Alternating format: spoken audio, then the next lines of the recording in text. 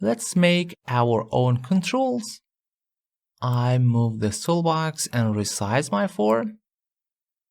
On the toolbox we have controls. They are by default listed here. You could even add more by right-clicking and go to the additional, which it is depends on your application already installed or added OCX, DLL, etc.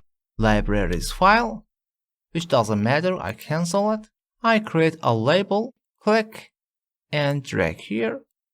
This object or control has several properties. On the properties window, you could find all properties of this object.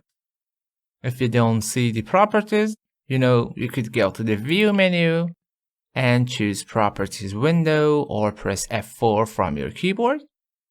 Name of object, it is not something you see here. Name of object, it is for calling and using that. The text you see here, actually it is caption, which I mentioned briefly before. So we could change here or simply click here and press enter or return key or start typing. For example, let's say name, colon, allow me to resize it. All right. I add a text box, click and drag. Label is something for only show the information. Text box is input values control. Let's run the code. Okay, name, and you could type something here. I close it. And I want to add a command button here, command button. All right, let's change the caption. I could change from the properties window. I say run. All right, actually my form is very minimized, so I make it smaller, something like that.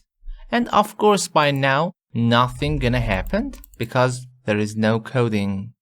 I close it, and I could actually use values inside of any elements here or change any properties. For example, I want to, by pressing run button, show me the message box hello and this name. You could simply double click on this button and start coding. But before that, note that each object, as I mentioned before, has its own name. This button is command button 1. This text box, it is text box 1. So I double click on this button. Allow me to remove this one for now. It doesn't matter.